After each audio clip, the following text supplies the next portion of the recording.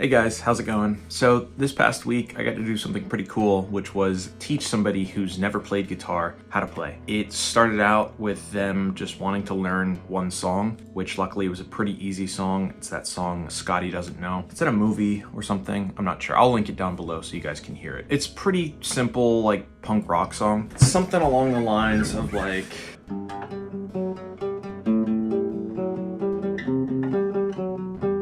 it pretty much repeats, but it was a pretty good first song to start with. You know, I think most people start with Smoke on the Water or something simple, which I did eventually end up teaching them that song. They wanted to learn that song, so we spent a couple hours. By the end, they had pretty much got it nailed. From there, we took it to learning chords. I started with an E minor because to me, that's the easiest chord that I can think of. It's only 2 notes. You're only fretting 2 different notes. So I figured that was a pretty good place to start. I did end up teaching the E afterwards, just so they would have sort of a reference of the difference in the sound between the major and the minor chord. From there, I taught a C, then we learned a D, a G, an A minor. I think that was about it that we learned. But with those chords, we were able to then learn how to play the Green Day song Boulevard of Broken Dreams.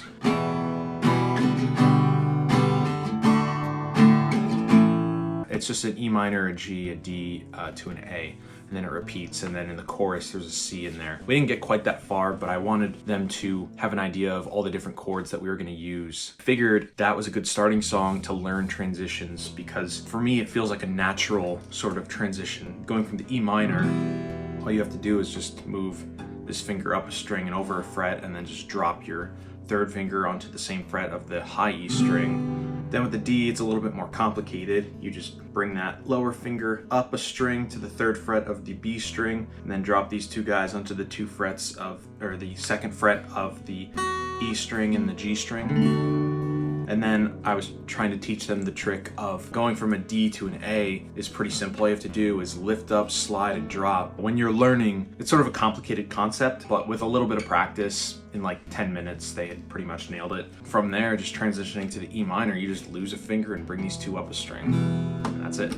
So it was a pretty easy song to start with. They had a couple songs that they wanted to learn, most of which were actually pretty similar to songs that I like, so kind of Midwest emo feeling songs, which are great. It's a little tricky to learn those when you have literally no knowledge of how to play at all, but I think after a couple weeks or a month, we could be there practicing, finger picking techniques. I did have them start with a pick because even though I personally don't typically use a pick for the type of music that they want to learn, being, the Midwest stuff, like I said, but they also want to learn more of that punk rock stuff. I was like, probably want to use a pick for that because, if you're bouncing between 2 strings, it's a little bit easier. And you can see even I'm so bad at using a pick. When we were learning, I figured, let's start by using a pick, and I did it along with them so that way they didn't feel like they were missing out, or honestly, it was more of practice for me, but I was just, downstroke, upstroke type of thing. I don't know. I can't play with a pick. Or rather, I can play with a pick, but I don't practice with a pick, and so I can't. That doesn't make any sense. But anyway, so that was pretty cool. I've taught a couple people guitar over the years since I've been learning. I've always found whenever I want to learn something, it helps me to teach what I have learned to somebody else, because then it kind of cements those basic ideas in my head. I hadn't done it in a couple years. Last time I did something like that, I don't think we got beyond learning maybe 2 chords or something. So it was cool. The person I was working with was a really quick learner. This is somebody sort of within my family. So it was pretty easy to be like, okay, you want to learn? Here's a guitar. I have my guitar. What do you want to learn? You want to do this? All right, this is how we do this. This is how we're going to approach it. We did start with the basics. We started up here with the tuning pegs, and I talked about the neck of the guitar and, the different frets, the little metal bars, body a little bit, just like very basic info, because having that basic info, you just need like a starting point, right? And a starting reference. if you know the names of each string, you don't have to sit there and over explain each time. Okay, now we're gonna pluck the third one from the bottom, but you know, they might be thinking of, oh, is that the, like, I don't know. They might be all over the place. The basics are good to start with, but typically a lot of that stuff will come as you practice and as you start to figure stuff out. So it's not like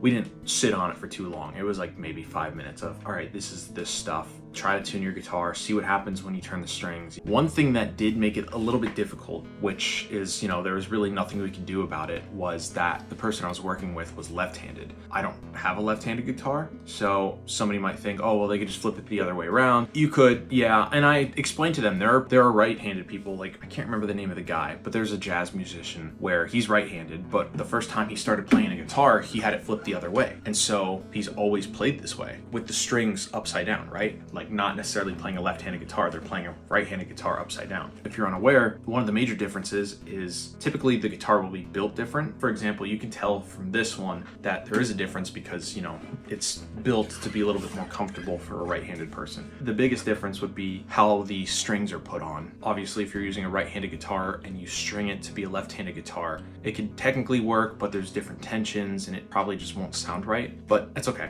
What they ended up doing was they just played it right-handed, which was kind of crazy, especially considering how fast they were able to pick up everything that I was teaching. Once they have a left-handed guitar, I might have to sort of reteach things to a degree, or maybe they'll end up feeling more comfortable playing right-handed, who knows? But we'll see. It's an interesting process. I really do enjoy teaching. Like I've said a few times, I don't really consider myself much of a musician, but I think I can handle the basics pretty well, and I think I can teach them pretty well, but I wouldn't sit here and be like, all right, now we're gonna learn how to finger tap. I could teach you the basics, I could teach you all of the major chords, I could teach you anything along the first 2-year sort of timeline, but outside of that, it's because of how I've taught myself being a self-taught guitarist, I wouldn't really know how to translate that to somebody who is learning for the first time, because how I learn things might be different from how they learn things. And that is one thing that I brought up to them a couple times, which was, hey, like, you're gonna do things your own way, I'm gonna do things my own way. At a certain point, it just comes down to what's comfortable for you. Unless you're going to some kind of music school, I wouldn't worry about what's right. I would worry about what works for you and what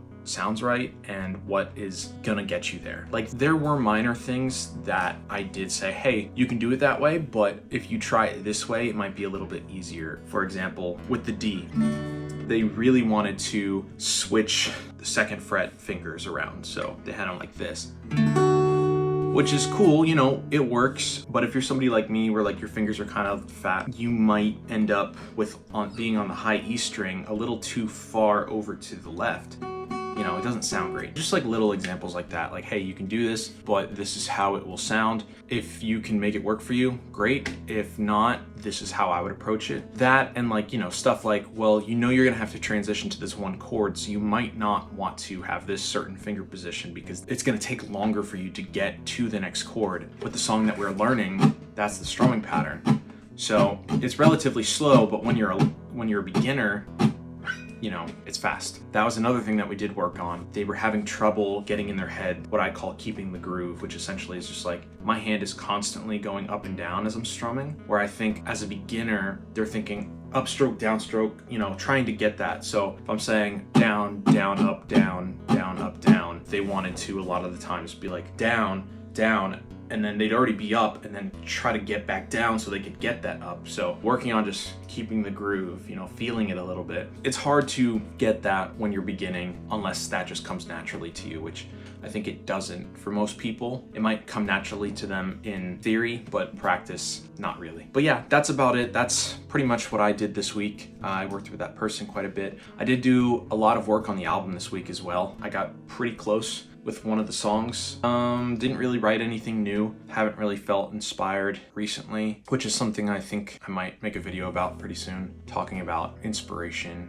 when it comes to writing. Song of the week, there's a band that I was really into in high school called the Bollox, and it's like a Celtic rock band. They recently released their second album, which is crazy because I think they released one album back in like 2012 or something like that. So back when I was in 9th grade, and now it's 2026 and they just put out a new album. It's their second album. So that's pretty cool. So why don't you guys check out the song Work to Be Done. off of that album. They released it as a single, I think a couple years ago, and then they ended up putting it on the album, but I've been listening to it almost every morning, and it's kind of helped me get into the headspace of doing stuff that I need to do. So check that song out. I'll put it in the description below. And don't forget to check out my new single, Interstellar. It's streaming everywhere. I'll have a link for that in the description. And I think that's about it. So go ahead and subscribe if you like this video, and like it and comment on it, interact with it any way you see fit. I appreciate you guys. I'm gonna go and cut now, so I will talk to you later. Bye.